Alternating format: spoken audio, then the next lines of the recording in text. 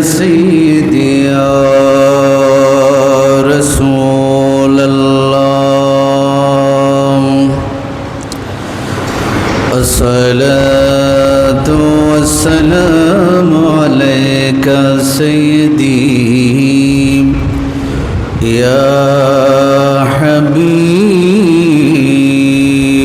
الله الصلاة والسلام عليك سيدي يا رحمة للعالمين إن الله وملائكته يصلون على النبي يا أيها الذين آمنوا صلوا عليه وسلموا تسليما صلى الله على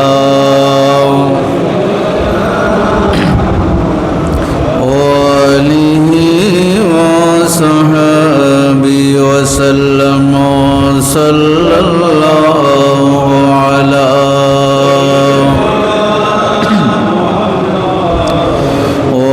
آله وصحبه وسلم صلى الله على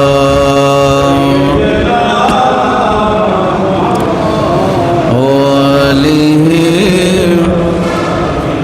وسلم اللهم صل على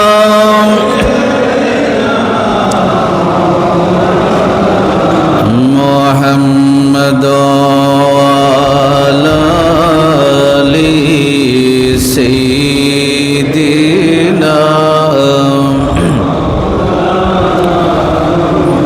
خسر بھی اچھی لگی نم سروری اچھی لگی ہم فقیروں کو مدینے کی گلی اچھی لگی اللہم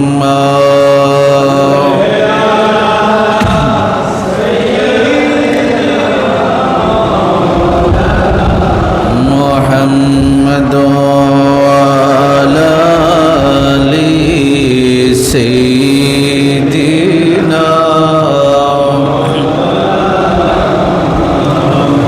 قبر میں لہرائیں تام حشر شش میں نور کے جلوہ فرما ہوگی جب طلعت رسول اللہ ہوگی اللہم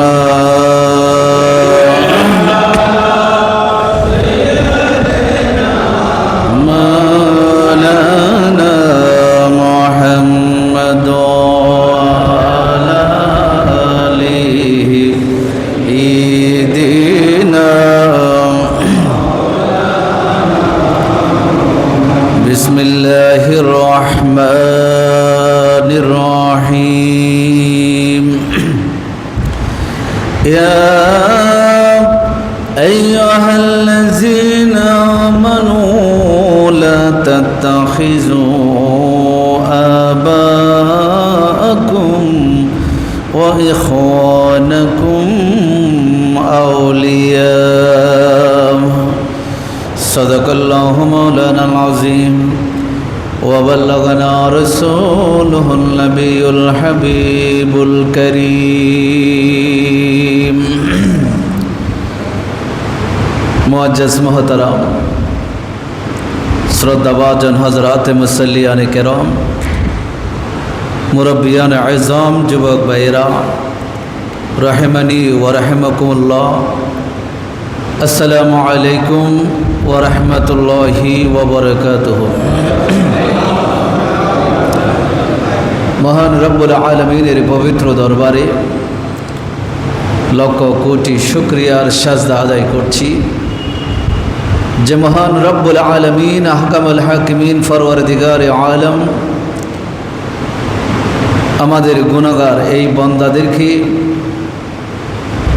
যথাসময়ে তার বাইতুল্লাহর মধ্যে উপস্থিত হবার, নামাজ তসবিহ তাহলিল আদায় করার পাশাপাশি তার হাবিবে দো জাহানের প্রতি দরুদ ও সালামের হাদিয়া পেশ করার তৌফিক দান করেছেন। শুকরিয়া আদায় করি আমরা সকলে, পড়ি আলহামদুলিল্লাহ। আল্লাহ পাক রব্বুল আলামিন আমাদের আসা যাওয়াকে, আমাদের নামাজ তসবিহ তাহলিলকে কবুল করুন, সকলে পড়ি আমিন। মুআজ্জিজ হাজরিন,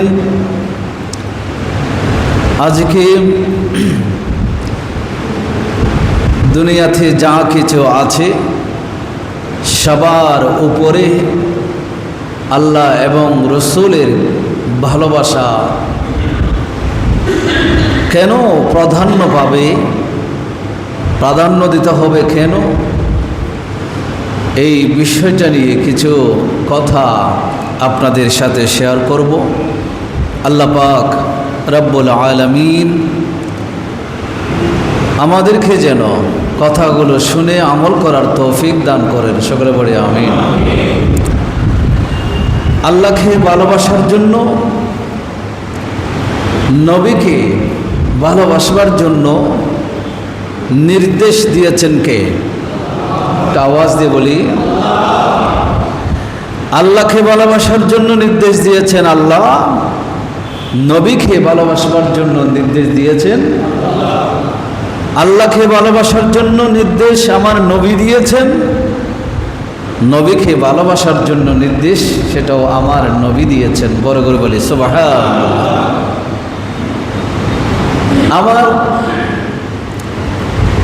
মা বাবার প্রতি ভালোবাসা থাকতে হবে, থাকবে।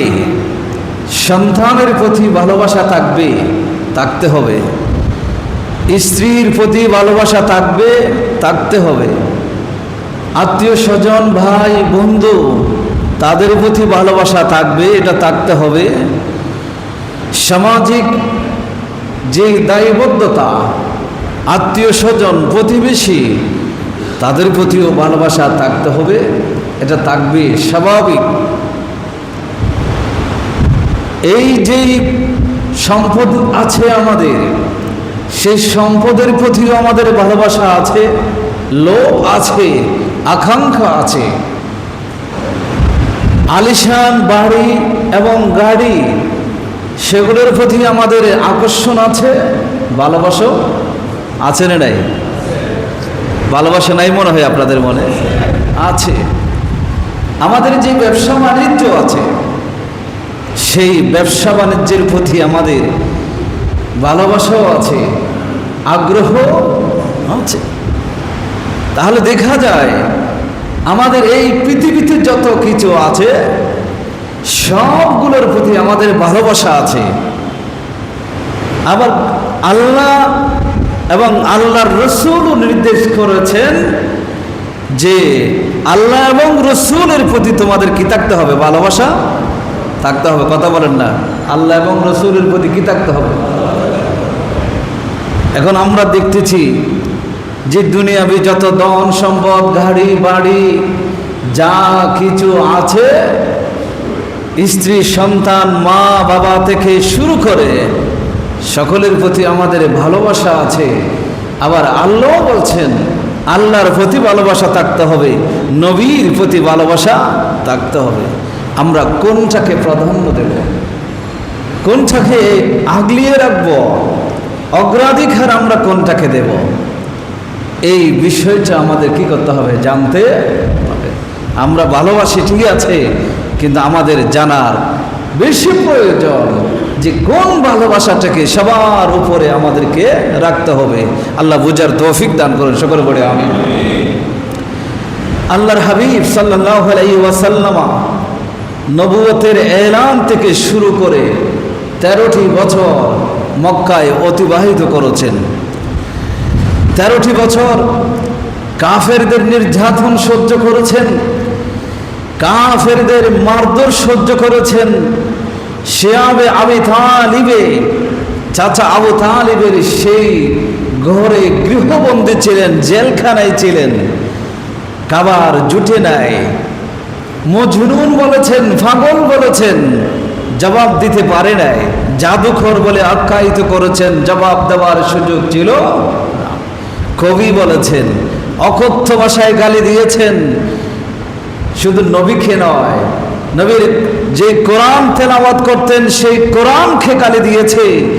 সেই কোরআন যিনি দিয়েছেন সেই আল্লাহকে পর্যন্ত তারা কি দিয়েছে? গালি দিয়েছে। এই জন্য আল্লাহ তাআলা আমার নবীকে বলেছেন, রসুল দিনের বেলা যে নামাজ আছে সেই নামাজের মধ্যে আপনি কোরআন স্পষ্ট করে বড় করে তেলাওয়াত করবেন না, কারণ কাফেররা শুনলে আপনাকেও যিনি তেলাওয়াত করছেন তাকেও গালি দেয়, যে কোরআন তেলাওয়াত করা হচ্ছে সেই কোরআনকেও গালি দেয়, যিনি কোরআন দিয়েছেন তাকেও কি দেয়? গালি দেয়। সেই গালি থেকে রক্ষা করার জন্য দিনের বেলা আপনি কোরআন জেহরি প্রকাশ্যভাবে আপনি তেলাওয়াত করবেন না। বড় করে বলি সুবহানাল্লাহ। সেই যুগ থেকে এখনো আছে। জোহরের নামাজে, আসরের নামাজে কোরআন স্পষ্ট করে বড় করে কি করা হয় না? তেলাওয়াত হয় না, এখনো আছে। কেউ এটা বন্ধ করতে পারবে না, কেউ এটাকে আবার নতুন করে চালু করতে পারবে না। এখন তো কেউ গালি দেয় না। জোহরের নামাজে কোরআন তেলাওয়াত করলে কেউ গালি দিবে না, কিন্তু গালি না দিলেও আল্লাহর হাবিব সাল্লাল্লাহু আলাইহি ওয়াসাল্লাম যেটা চালু করেছিলেন সেটা চালু থাকবে, এটা কিয়ামত পর্যন্ত থাকতে হবে। এটা মেনে নেওয়া, এটাই হলো নবীর প্রতি ভালোবাসা। বড় করে বলি সুবহানাল্লাহ। আল্লাহর হাবিব 13টি বছর অতিবাহিত করে মদিনায় হিজরত করলেন। হিজরতের ইজাজত হলো, আল্লাহর পক্ষ থেকে নির্দেশ আসলো। নির্দেশ আসার পরে এখন তো মুসলমান যারা হয়েছেন মাত্র 13 বছর, কেউ মুসলিম হয়েছে 13 বছর হলো, কেউ মুসলিম হয়েছে 10 বছর 12 বছর, কেউ 1 বছর, কেউ 6 মাস, কেউ 1 মাস, এই ধরনের অবস্থায় মুসলমানরা আছে। মাত্র মুসলমান হয়েছে, এখনো বেশি দিন হয় নাই, 1 যুগ পার হয়েছে কারো কারো। তাহলে এই অবস্থায় আল্লাহ হুকুম করলেন, তোমাদের মক্কার ঘর বাড়ি, ধন সম্পদ, স্ত্রী সন্তান, তোমাদের আত্মীয় স্বজন, তোমাদের জায়গা জমিন, আলিশান বাড়ি ঘর সব কিছু ত্যাগ করে তোমাদেরকে মদিনায় তোমাদেরকে হিজরত করে চলে যেতে হবে। বড় করে বলে সুবহানাল্লাহ। বুঝতেছেন আপনারা নবীর ভালোবাসা এটা কোন পর্যায়ে ছিল? আল্লাহ বলতেছেন মাত্র মুসলিম হলাম আমরা, 1 মাস আগে মুসলিম হয়েছে, তাকেও আল্লাহ নির্দেশ দিয়েছেন তুমি এখানে আর থাকতে পারবে। এমন মুসলমান ছিল, তাদের ঘরে মা ছিল, মা কিন্তু ঈমান আনে নাই। এমন মুসলমান ছিল, বাবা ঈমান আনে নাই। মুসলমান হয়েছে ভাই, ঈমান আনে নাই।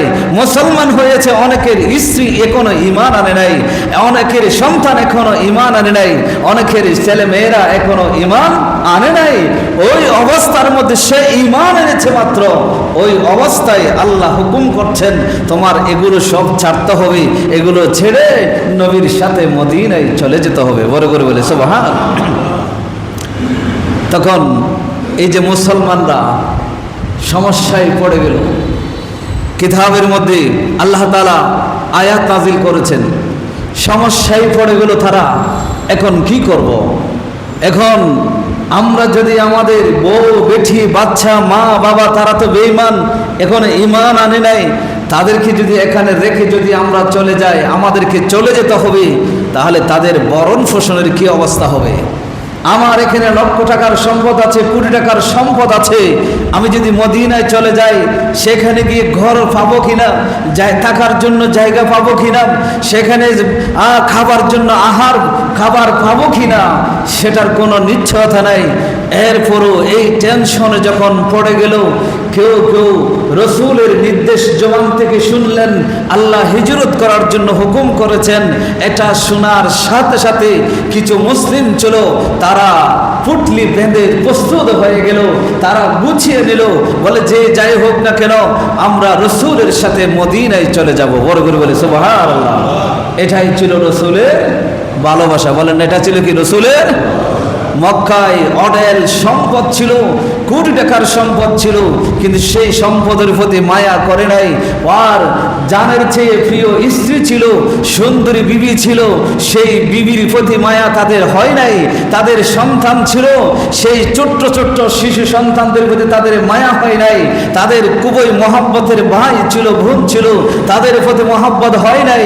তাদের মা বাবা ছিল, বৃদ্ধ ছিল, বৃদ্ধা ছিল, তাদের প্রতি সেই মহাব্বত হয় নাই। তাদের সেই ব্যবসা বাণিজ্য ছিল সেই মক্কার জমিনে, সেগুলোর প্রতি তাদের মহব্বত হয় নাই।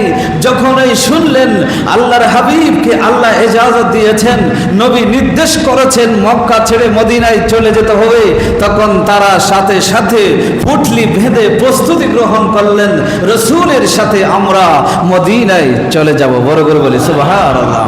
এটাই ছিল রসুলের কথা। বলেন এটাই ছিল কি ভালোবাসা। এরকম যদি আমাদেরকে বলা হয় আমরা করব, মনে হয় আমরা করতে পারবো? আমরা ইনশাআল্লাহ বলতেছি চেষ্টা করব, কিন্তু মনে হয় আমরা করতে পারবো কিনা সেটা বিশ্বাস করা যায় না। আমাদের দুনিয়ার প্রতি যেই লোক কিছু ছিল, কিতাবের মধ্যে এসেছে, তাফসীরে কুরতুবীর মধ্যে এসেছে, বাবা সন্তানকে বলছে যে হিজরতের নির্দেশ হলো, কি করবা? সন্তান বাবাকে বলতেছে, ভাই ভাইকে বলতেছে, স্বামী স্ত্রীকে বলতেছে, স্ত্রী স্বামীকে বলতেছে, একে অপরকে বলতেছে এখন কি করা যায়? তাদের মধ্যে একটা দল তৈরি হলো, যারা বিনা শর্তে কোনো কথা নাই, রসুলের নির্দেশ, আল্লাহর নির্দেশ, রসুলের সাথে মদিনায় যেতে হবে। কোনো বাধা, কোনো সম্পদের লোভ, কোনো দুনিয়ার লোভ সেখানে আসতে পারে না। যেখানে আল্লাহর ভালোবাসার কথা এসেছে, যেখানে নবীর ভালোবাসার কথা এসেছে, সেটাই অগ্রাধিকার দিতে হবে, এর বাইরে কোনো কথা বলা যাবে। এটাই ছিল তাদের ঈমান, এটাই ছিল তাদের বিশ্বাস, এটাই ছিল তাদের আল্লাহ এবং রাসূলের প্রতি ভালোবাসা। আরেক দল ছিল যারা চিন্তা করছিল আমরা যদি এদেরকে এখানে ফেলে চলে যাই তাহলে এরা চলতে পারবে না, খেতে পারবে না, এরা ধ্বংস হয়ে যাবে। আরেক দল ছিল স্ত্রীরা স্বামীদেরকে জাপটে ধরেছে, বলে যে আপনারা যেতে পারবেন না আমাদেরকে ছেড়ে। সন্তানরা বাবাদেরকে জাপটে ধরেছে, বাবা আমাদেরকে ছেড়ে তুমি মক্কা থেকে মদিনায় যেতে পারবে না। এভাবেই বিভিন্ন শ্রেণীর ক্যাটাগরিতে বিভক্ত হয়ে গেল। তখন আল্লাহ তাআলা কোরআনের একটি আয়াত, সূরা তাওবার একটি আয়াত নাজিল করলেন। আল্লাহ রাব্বুল আলামিন ঘোষণা দিলেন, ইয়া আইয়ুহাল্লাযীনা আমানু লা তাত্তাখিযু আবাআকুম ওয়া ইখওয়ানাকুম আউলিয়া ইন ইসতাহাব্বুল কুফরা আলাল ঈমান ওয়া মান ইয়াতাওয়াল্লাহুম মিনকুম ফাউলাইকা হুমুজ যালিমুন। রব্বুল আলামিন ঘোষণা দিলেন, ইয়া আইয়ুহাল্লাযীনা আমানু, ও ঈমানদারেরা শোনো, লা তাত্তাখিযু, তোমরা গ্রহণ করো না, আবাআকুম, তোমাদের বাপদেরকে, মা বাবাদেরকে, ওয়া ইখওয়ানাকুম, তোমাদের ভাই ব্রাদারদেরকে, ভাই বন্ধুদেরকে তোমরা গ্রহণ করো না আউলিয়া, বন্ধু হিসেবে, তাদেরকে অভিভাবক হিসেবে, তাদেরকে আপনজন হিসেবে গ্রহণ করবে না। যদি ইনিস্তাহাব্বুল কুফরা আলাল ঈমান, যদি সেই তোমাদের মা বাবা ভাই বোন তারা যদি, তোমার স্ত্রী যদি ঈমানের উপর কুফরিকে প্রাধান্য দিয়ে থাকে, আল্লাহ বলছেন ঈমানের উপরে যদি তারা কুফরিকে প্রাধান্য দিয়ে থাকে, তারা কুফরিকে গ্রহণ করেছে, ঈমানকে যদি তারা গ্রহণ না করে, তাহলে দুনিয়ার সব কিছুকে বাদ দিয়ে তোমরা তোমাদের সেই মা বাবাকেও, সেই ভাই বন্ধুদেরকেও, স্ত্রীদেরকেও তোমরা অভিভাবক হিসেবে, তোমাদের আপনজন হিসেবে তোমরা গ্রহণ করতে পারবে না। কথা স্পষ্ট করে বলে দিয়েছে। যদি তারা ঈমান না এনে কুফরিকে বাছাই করে নিয়ে থাকে, কুফরির উপর যদি তারা অটল থাকে, তাদেরকে তোমরা আপনজন ভাবতে পারো না। আপনজন কখনো হতে পারে না। প্রসঙ্গক্রমে হযরত নূহ আলাইহিস সালাম তার সন্তান অহংকার বশত বলেছিল, পাহাড়ের চূড়ায় উঠে যাব, তুফান আমাকে কিছু করতে পারবে না। নূহ আলাইহিস সালাম হাত ধরেছিলেন, বাবা কিস্তিতে উঠো, পানি আস্তে আস্তে বেড়ে যাচ্ছে। কিন্তু তুফানের সেই দেহ নূহ আলাইহিস সালামের হাত থেকে যখন সন্তানকে কেড়ে নিল, তখন সন্তান পানিতে ডুবে যাচ্ছে, নূহ আলাইহিস সালাম কিস্তির উপরে আছে। ওই অবস্থায় নূহ আলাইহিস সালাম বলেছিলেন, আল্লাহ সে আমার সন্তান। আল্লাহ বলেছিল, ইন্নাহু লাইসা মিন আহলিকা, হে নূহ সেই সন্তান আপনার রক্ত হতে পারে, আপনার জন্মদাতা সন্তান হতে পারে, যেহেতু সে আমি আল্লাহকে মানে নাই, তোমাকে নবী হিসেবে মানে নাই, এই জন্য সে তোমার পরিবারের অন্তর্ভুক্ত হতে পারে। সুতরাং আল্লাহ এবং রসুলকে যারা মানবে না, আল্লাহ এবং রসুলের ভালোবাসা যাদের অন্তরে নাই, তারা কখনো ইসলাম, সেই সমস্ত সন্তানগুলো আপনার নিজের সন্তান হলেও, সেই মা বাবা আপনার নিজের মা বাবা হলেও, আল্লাহ এবং রসুলের পাইচাল হলো, তারা আপনার আপনজন কখনো হতে পারে। আল্লাহ রাব্বুল আলামিন আর বলেছেন, ওয়া মান ইয়াতাওয়াল্লাহুম মিনকুম ফাউলাইকা হুমুজ জালিমুন। আমার এই নির্দেশ পাওয়ার পরেও যারা আমার নির্দেশ অমান্য করবে, এই নির্দেশ থেকে মুখ ফিরিয়ে নেবে, ফাউলাইকা হুমুজ জালিমুন, তারাই হলো জালেম। তারা কি? আল্লাহ তাদেরকে জালেম হিসেবে কি করেছে? আখ্যায়িত করেছেন। এই আয়াত নাজিল হলো, তখন দৃঢ় ইমানদার সকলে একমত হয়ে গেল, প্রয়োজনে আমাদের সম্পদ এখানে ত্যাগ করতে হবে, প্রয়োজনে আমাদেরকে পরিবারকে ত্যাগ করতে হবে, আমার স্ত্রীকে ত্যাগ করে আমার আল্লাহ এবং রসুলের নির্দেশ কি করতে হবে? পালন করতে হবে। আল্লাহ তাআলা আরেকটি আয়াত ৪৪ নম্বর আয়াত সেটা নাজিল করে আল্লাহ জানিয়ে দিলেন, শুধু ত্যাগ করলে হবে না, আমার ভালোবাসা, আমার রসুলের ভালোবাসা তোমাদের পরিবার পরিজন আত্মীয় স্বজন সব কিছুর ঊর্ধ্বে থাকতে হবে। বড় করে বলে সুবহানাল্লাহ। আল্লাহ রাব্বুল আলামিন বলেন, কুল ইন কানা আবাউকুম ওয়া আবনাউকুম ওয়া ইখওয়ানুকুম ওয়া আযওয়াজুকুম ওয়া আশীরাতুকুম ওয়া আমওয়ালুন ইকতারাফতুমুহা ওয়া তিজারাতুন تخشون كسادها ومساكن ترضونها أحب إليكم من الله ورسوله فتربصوا حتى يأتي الله بأمره إلى آخر الآيات। আল্লাহ রাব্বুল আলামিন বলেন, কুল, হে নবী আপনি তাদেরকে জানিয়ে দিন, ইন কানা আবাউকুম, তোমাদের মা বাবা যদি তোমাদের কাছে প্রিয় হয়ে থাকে। এক নম্বরে বলছে কাদের কথা? মা বাবা। ওয়া আবনাউকুম, তোমাদের সন্তান যদি তোমাদের কাছে সবচেয়ে প্রিয় হয়ে থাকে। ওয়া ইখওয়ানুকুম, তোমাদের ভাই বন্ধু যদি তোমাদের কাছে প্রিয় হয়ে থাকে। ওয়া আজওয়াজুকুম, তোমাদের স্ত্রীরা যদি তোমাদের কাছে প্রিয় হয়ে থাকে। ওয়া আশিরাতুকুম, তোমাদের আত্মীয় স্বজন, শ্বশুর শাশুড়ি থেকে শুরু করে যত কাছের এবং দূরের আত্মীয় স্বজন আছে, প্রতিবেশী আছে, বন্ধু বান্ধব আছে, এই শব্দের ভিতরে সবার কথা আল্লাহ বলে দিয়েছেন। এরা যদি তোমাদের কাছে বেশি প্রিয় হয়ে থাকে, আল্লাহ বলেছেন ওয়া আমওয়ালুন ইকতারাফতুমুহা, যেই ধন সম্পদ তোমরা কষ্ট করে অর্জন করেছো, কামাই করেছো, সেই সম্পদ যদি তোমাদের কাছে বেশি প্রিয় হয়ে থাকে।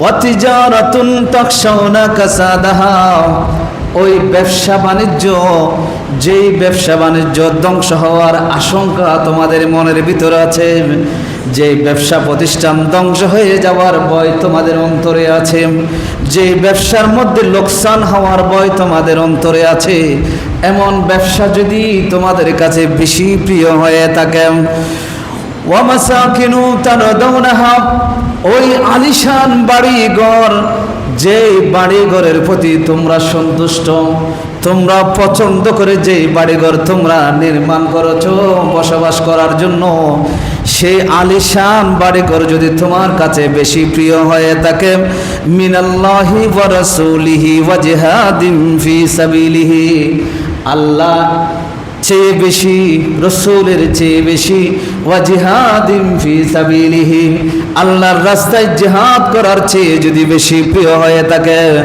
আল্লাহ সতর্ক করে বলছেন ফাতারাব্বাসু হাত্তা ইয়াতিয়াল্লাহু বিআমরিহি, অপেক্ষা করো, অপেক্ষা করো আল্লাহর আযাবের নির্দেশ আসার জন্য।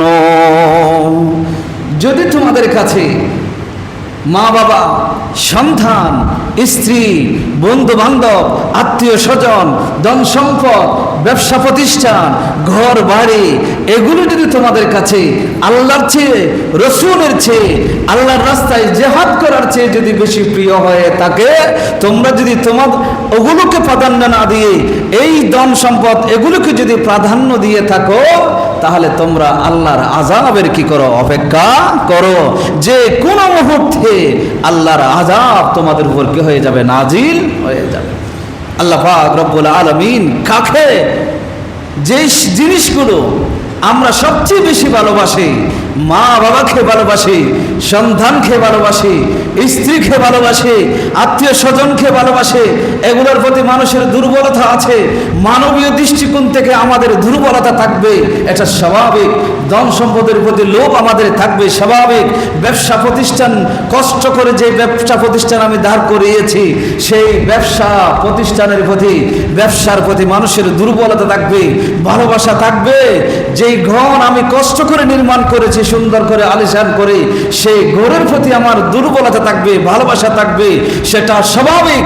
কিন্তু আল্লাহ বলতেছেন এই সবগুলোর চেয়ে যতক্ষণ পর্যন্ত ভালোবাসা আল্লাহর প্রতি, নবীর প্রতি, আল্লাহর রাস্তায় জিহাদের প্রতি তোমাদের অন্তরে বেশি থাকবে না, যতক্ষণ পর্যন্ত আল্লাহর ভালোবাসাকে প্রাধান্য দিতে পারবে না, অগ্রাধিকার দিতে পারবে না, নবীর প্রেম ভালোবাসাকে অগ্রাধিকার দিতে পারবে না, আল্লাহর রাস্তায় জিহাদ করাকে অগ্রাধিকার দিতে পারবে না, ততক্ষণ তোমরা ইমানদার হতে পারবে না। ততক্ষণ তোমরা অপেক্ষা করো, যে কোনো মুহূর্তে তোমাদের উপর আল্লাহর আযাব কি হয়ে যাবে? নাজিল হয়ে যাবে। সুতরাং এই আয়াত থেকে বোঝা যায় আল্লাহর প্রতি ভালোবাসা, নবীর প্রতি ভালোবাসা, জিহাদের প্রতি আকর্ষণ, এটা সবার উপরে থাকতে হবে। সবার উপরে কি দিতে হবে? স্থান দিতে হবে। সবার উপরে যদি আমরা স্থান দিতে না পারি, তাহলে সে ইমানদার হবে না। কি হবে সেটা আল্লাহ বলে দিয়েছেন। আল্লাহ রাব্বুল আলামিন বলেছেন, ইন্নাল্লাহু লা ইয়াহদিল কওমাল ফাসিকিন। এখানে আল্লাহ তাদেরকে ফাসিক হিসেবে আখ্যায়িত করেছেন, গুনাহগার হিসেবে আখ্যায়িত করেছেন, ফাসিক হিসেবে আখ্যায়িত করেছেন। ফাসিক যারা হয়, সেই ফাসিকের এমন ব্যক্তি, যেই ব্যক্তির পিছনে যদি ইক্তেদা করে নামাজে দাঁড়ানো হয়, তাহলে সেই নামাজ পর্যন্ত দ্বিতীয়বার আবার রিপিট করে পড়তে হয়। তাহলে ফাসিক এই ধরনের গুনাহগার, আল্লাহ তাআলা তাদেরকে, আল্লাহ বলছেন তাদেরকে আমি সৎপথ দেখাই না, আল্লাহ আমি তাদেরকে নাজাত দিই না, তাদেরকে আমি রেহাই দিই না, তাদেরকে আমি বিপদ আপদ থেকে রক্ষা করি না। সুতরাং আল্লাহর ভালোবাসা সবার উপরে, নবীর ভালোবাসা হচ্ছে সবার উপরে। আমি কথাগুলো বলছি, কারণগুলো এখনো বলি নেই, কেন আল্লাহ বলেছেন সে কথা এখনো বলি নেই, সেটা বলার জন্য কথাগুলো বলছি। আল্লাহ রাব্বুল আলামিন এভাবে নির্দেশ দিলেন। এরপরে আমার রাসূল সাল্লাল্লাহু আলাইহি ওয়াসাল্লাম হাদিসে পাকের মধ্যে বলেছেন কিভাবে নবীকে ভালোবাসতে হবে, আল্লাহকে কিভাবে ভালোবাসতে হবে, সে কথা আল্লাহ তাআলা কোরআনে বলেছেন, আল্লাহর হাবিব হাদিসে বলেছেন। যদি ভালোবাসি তাহলে জাযা কি, প্রতিদান আমরা কি পাবো, সেটাও কিন্তু আল্লাহ কোরআনে বলে দিয়েছেন। রাব্বুল আলামিন বলেন, কুল ইন কুনতুম তুহিব্বুনাল্লাহ ফাত্তাবিউনি ইউহিব্বুকুমুল্লাহ ওয়া ইয়াগফির লাকুম যুনুবাকুম ওয়াল্লাহু গফুরুর রহিম। আল্লাহ তাআলা বলেছেন সূরা আল ইমরান, হে নবী আপনি বলে দেন, ইন কুনতুম তুহিব্বুনাল্লাহ, যারা আপনার উম্মতের মধ্যে বলে তারা আল্লাহকে ভালোবাসে, আল্লাহকে মহব্বত করে, সবার উপরে আল্লাহর প্রেম তাদের অন্তরে আছে, এই কথা যারা বলে, যে বন্দাগুলো বলে, তাদেরকে আপনি জানিয়ে দেন, তোমরা যদি আল্লাহর ভালোবাসার দাবিদার হয়ে থাকো, ফাত্তাবিউনি, আমি রাসূলকে অনুসরণ করো। বড় করে বলি সুবহানাল্লাহ। আমি নবীর আনুগত্য আবশ্যক করে নাও, রসুলের আনুগত্য অনুসরণ আবশ্যক করে নাও। যদি তোমরা দাবি করো যে তুমি আল্লাহকে ভালোবাসো, আল্লাহর প্রেম তোমার অন্তরে আছে, এটা যদি তুমি দাবি করো, তাহলে নবীর ইত্তেবা, অনুসরণ, নবীর ভালোবাসা, এটাকে আবশ্যক করে নাও। তো তা আমাদের ফলাফল কি হবে? আল্লাহ তাআলা সেটা বলেছেন, ইউহিব্বুকুমুল্লাহ, আল্লাহকে ভালোবাসো মুখে বলেছো, সাথে সাথে নবীকে অনুসরণ করেছো, নবীর সুন্নতের অনুসরণ করেছো, নবীর নির্দেশ মান্য করেছো, নবীর নির্দেশ মোতাবেক জীবন গঠন করেছো, তখন আল্লাহ বলতেছেন ইউহিব্বুকুমুল্লাহ, আল্লাহ তোমাদেরকেও ভালোবাসবে। বড় করে বলে সুবহানাল্লাহ। শুধু ভালোবাসবে সেটা নয়, ওয়া ইয়াগফির লাকুম যুনুবাকুম, তোমাদের জীবনের সমস্ত গুনাহ আল্লাহ মাফ করে দেবেন। জোরে বলে সুবহানাল্লাহ। কাকে ভালোবাসলে? নবীকে ভালোবাসলে, আল্লাহকে ভালোবাসলে, নবীর অনুসরণ করলে, নবীর সুন্নাত অনুসরণ করলে, নবীর সুন্নাত মোতাবেক জীবন গঠন করলে, আল্লাহ কোরআন বলছেন সূরা আল ইমরানে বলে দিয়েছেন, ইউহিব্বুকুমুল্লাহ ওয়া ইয়াগফির লাকুম যুনুবাকুম, আল্লাহ তোমাদেরকে ভালোবাসবেন, সাথে সাথে আল্লাহ তোমাদের জীবনের সমস্ত গুনাহ আল্লাহ মাফ করে দেবেন। বড় করে বলি সুবহানাল্লাহ। আল্লাহু গফুরুর রহিম, আল্লাহ হচ্ছে ক্ষমাশীল এবং দয়াবান। আল্লাহ ক্ষমাশীল এবং দয়াবান, এটা আল্লাহর কোরআন বলেছেন। আল্লাহকে ভালোবাসলে, নবীকে ভালোবাসলে জাযা, জীবনের গুনাহ থাকবে না, জাযা আল্লাহর ভালোবাসা পাওয়া যাবে। জোরে বলি সুবহানাল্লাহ। এই জন্য আল্লাহকেও ভালোবাসতে হবে, নবীকে ভালোবাসতে হবে। তো নবীর ভালোবাসার নমুনা হলো আপনার শরীরে, আপনার পোশাকে, আপনার আচরণে, আপনার পরিবারে, সবখানে নবীর আনুগত্য আবশ্যক করে নেওয়া, নবীর অনুসরণ করা। নবীর কি করা? অনুসরণ করা। শুধু মুখে নয়, কাজে থাকতে হবে। কাজে কি থাকতে হবে? কাজে প্রমাণ থাকতে হবে। আপনার চেহারা দেখলেই বুঝতে হবে আপনি নবীর সুন্নতের অনুসরণ করেন। আপনার পোশাক দেখলেই বুঝতে পারবো, বোঝা যাবে আপনি রাসূলের সুন্নাহ অনুযায়ী পোশাক পরেছেন। এই ধরনের আচরণ, কথা বললে আপনার সাথে বোঝা যাবে এটা রাসূলের সুন্নাহ অনুযায়ী কথা বলছে, নবী রাসূলের সুন্নাহ অনুসরণ করছে।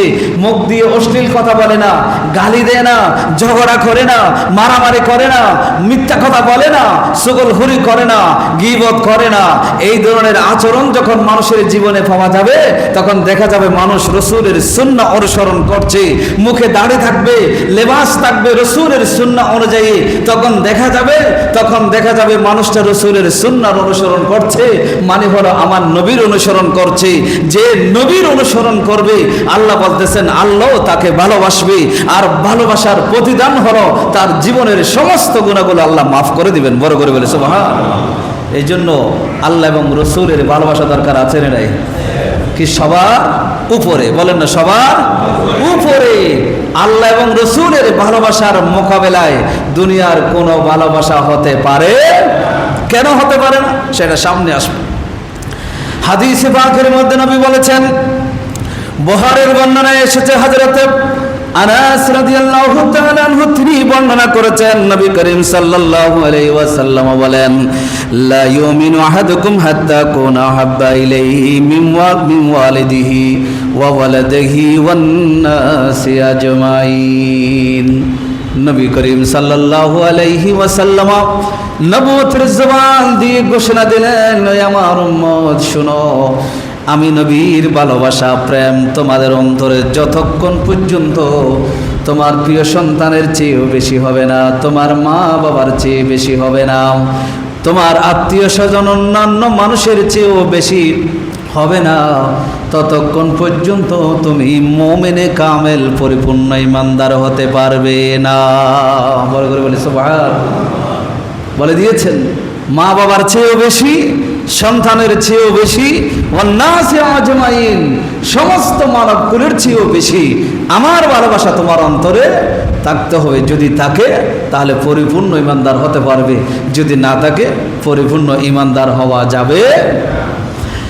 আর এক হাদিস এসেছে, হযরতে আনাস রাদিয়াল্লাহু তাআলা আনহু তিনি বর্ণনা করেছেন, নবী করিম সাল্লাল্লাহু আলাইহি ওয়াসাল্লাম ইরশাদ করেছেন, লা ইউমিনু আহাদুকুম হাত্তা ইয়াকুনা আল্লাহু ওয়া রাসূলুহু আহাব্বা ইলাইহি মিম্মা সাওয়াহুমা।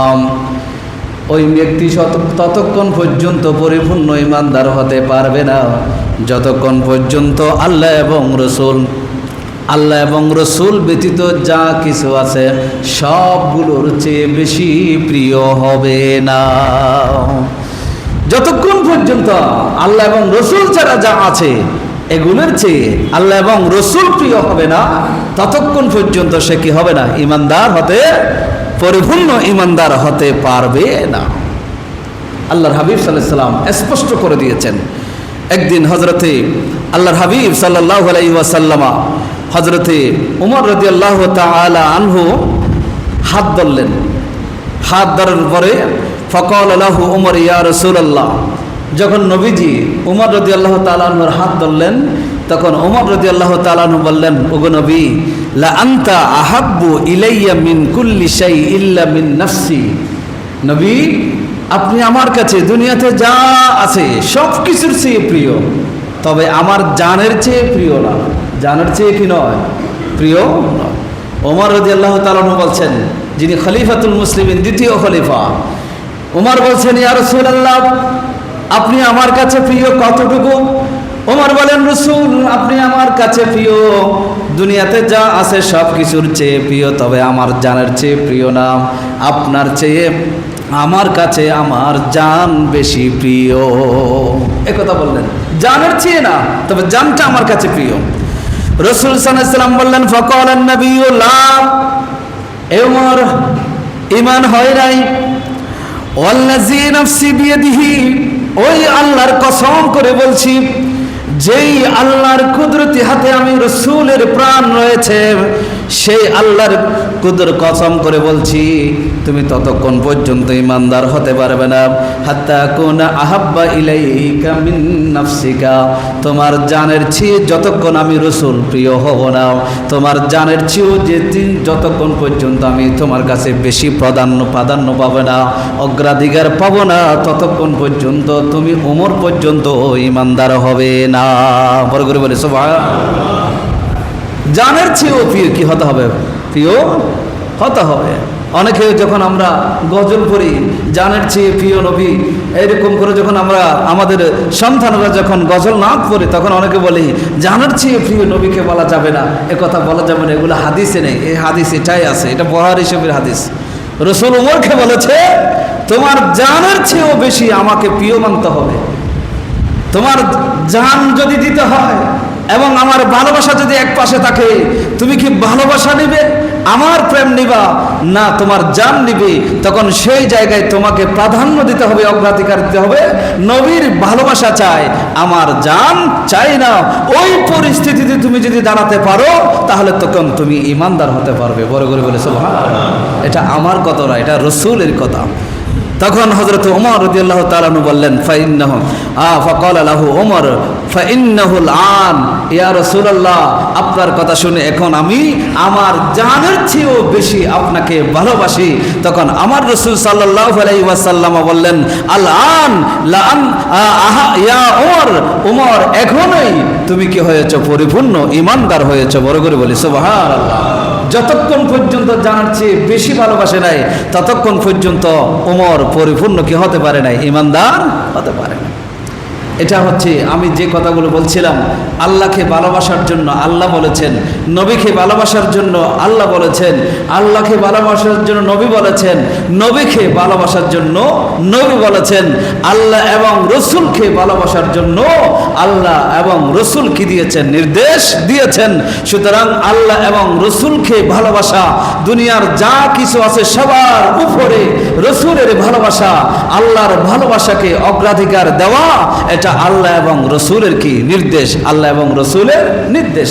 এখন প্রশ্ন হতে পারে, কেন আল্লাহ এবং রসুলকে ভালোবাসার জন্য আল্লাহ এবং রসুল এই নির্দেশ দিয়েছেন, সবার উপরে কেন ভালোবাসা রাখতে হবে, সে কথা আল্লাহ এবং রসুল কেন বলেছেন, সেই বিষয়টা ইনশাল্লাহ আগামী জুমার মধ্যে ক্লিয়ার করব। আমি যে কথাটা বলতে চাচ্ছিলাম, দুনিয়া এটা মাথাউল গুরুর বলেছেন, প্রতারণার উপকরণ বলেছেন দুনিয়াকে। অথচ আজকে এই দুনিয়ার জন্য পাগল হতে গিয়ে আমরা কি করছি, আমরা নিজের মা বাবার প্রতি অবহেলা করছি। বলেন না, মা বাবার প্রতি কি করছি, অবহেলা করছি। গত শনিবারে যে ঘটনাটা আপনারা শুনেছেন মিডিয়ার মাধ্যমে, একটা মা বাবা সন্তানদেরকে কতটুকু কষ্ট করে শিক্ষা দিয়েছেন, একজনকে সচিব বানিয়েছেন, একজনকে শিক্ষক বানিয়েছেন বিশ্ববিদ্যালয়ের। তাহলে এইভাবে তাদের সন্তানগুলোকে কষ্ট করে লেখাপড়া করে তাদেরকে মানুষের মতো মানুষ করেছেন, মনে করেছেন, কিন্তু দেখা গেল তাদেরকে কিন্তু মানুষের মতো মানুষ করতে পারে নাই। যদি পারত, একটা বছরের ঈদের দিন পর্যন্ত, ঈদের আগে সেই মা নির্জন ঘরে মারা গিয়েছে, 7-8 দিন হয়ে গেছে, সেটা দেখা যায় ঈদের 2 দিন পরে যখন সেই লাশটা পচে গেছে, পচা অবস্থায় পাওয়া গেছে, তাহলে বোঝা যাচ্ছে ঈদের অন্তত 4-5 দিন আগে সে মারা গিয়েছে। তাহলে মাঝখানে ঈদের দিন গেছে, ঈদের দিন পর্যন্ত সন্তানের সুযোগ হয় নাই যে মা কি অবস্থায় আছে সেই খবর নেওয়ার সুযোগ। তাহলে যেই শিক্ষা সন্তানকে মা বাবা থেকে দূরে ঠেলে দেয়, যেই শিক্ষার কারণে, এই উচ্চ শিক্ষার কারণে সন্তান ঈদের দিন পর্যন্ত মায়ের খোঁজ খবর নেয় না, মার পরিচর্যা করে না, মার সেবা করে না, সন্তানকে মায়ের মহাব্বত আকর্ষণ করতে পারে না, সেই শিক্ষা কিন্তু আসল শিক্ষা। কথা বলেন, সেই শিক্ষা আসল শিক্ষা নয়। আসল শিক্ষা হলো কার শিক্ষা? আমার নবীর শিক্ষা। আমার নবীর যেই আল্লাহ এবং রসুলের প্রেম যেটা বলেছেন, সেটা রসুলকে যখন আপনি ভালোবাসবেন ভালোবাসার মতো, তখন রসুল বলেছেন তোমার মায়ের পায়ের নিচেই তো তোমার জান্নাত লুকিয়ে রাখা হয়েছে। তখন সেই সন্তান কখনো মায়ের পা থেকে কখনো সরে যেতে পারে। আগে রসুলের ভালোবাসা তার অন্তরে দিতে হবে, রসুলের প্রেম তার অন্তরে আসতে হবে।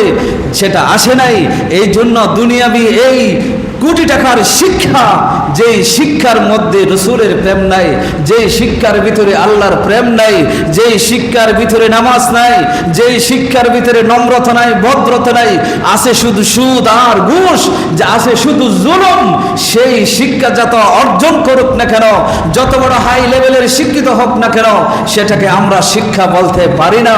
কারণ সেই শিক্ষা একজন বৃদ্ধা মাকে নির্জন ঘরে মরে ফসে যেতে হয়, একটা মৃত্যুর সময় 1 চামচ পানি দেওয়ার মতো একটা লোককে পাশে পাওয়া যায় না। আল্লাহ আমাদের সবাইকে হেফাজত করুন, সবাই বলেন আমিন। মৃত্যু কিন্তু সবার জন্য অনিবার্য, এটা আমরা সকলে জানি।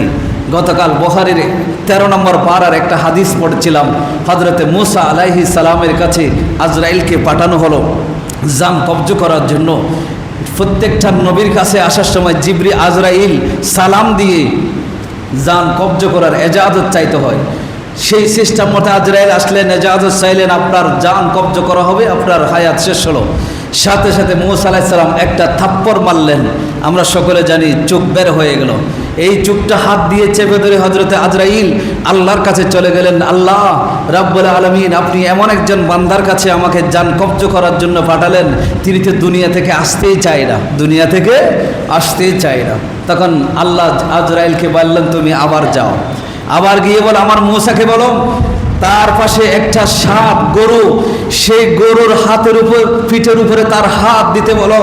যখন হাত দিবে, হাতের নিচে যতগুলো লোম থাকবে, প্রত্যেকটা লোমের বিনিময়ে আমি 1-1টা বছর করে হায়াত বাড়াই দিব। বড় করে বলে সুবহানাল্লাহ।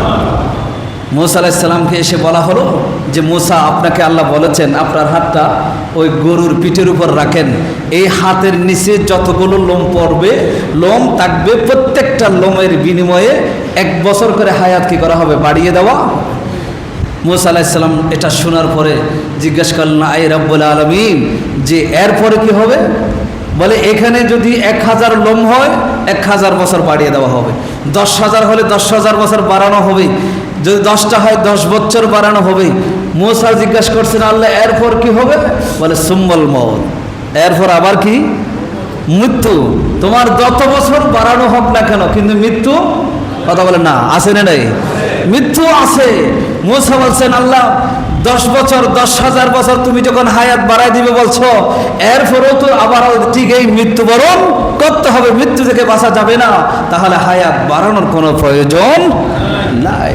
তখন মুসা আলাইহিস সালাম ফরিয়াদ করেন, আল্লাহ বাইতুল মুকাদ্দাস থেকে এতটুকু দূরে আমাকে নিয়ে যাও, যে আমার বাইতুল মুকাদ্দাসের কাছাকাছি নিয়ে যাও, যাতে হাত দিয়ে একটা পাথর নিক্ষেপ করলে বাইতুল মুকাদ্দাসে গিয়ে পড়বে, এতটুকু জায়গার মধ্যে আমাকে নিয়ে যাও। মুসাকে সেই জায়গায় নিয়ে যাওয়া হলো। সেখানে মুসা আলাইহিস সালাম ইন্তেকাল করলেন। আমার রাসূল সাহাবীদেরকে বললেন, আমি যদি ওই জায়গায় এখন থাকতাম, তোমাদেরকে লাল টিলার মধ্যে মুসা আলাইহিস সালামের কবর কোথায় আছে, রওজা কোথায় আছে, সেটা তোমাদেরকে সশককে দেখাই দিতাম। বড় করে বলি সুবহানাল্লাহ। আমার এই ঘটনা বলার পিছনে শুধু উদ্দেশ্য এটাই, মৃত্যু আমাদের জন্য অনিবার্য। আপনি মা বাবার সেবা করুন বা না করুন, মা বাবাও দুনিয়া থেকে চলে যাবে, কিন্তু আপনাকেও একদিন যেতে হবে।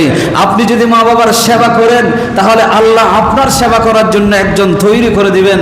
আপনি যদি মা বাবার সেবা না করেন, তাহলে আপনি সেবা পাবেন না, পাবার কোনো নিশ্চয়তা নেই।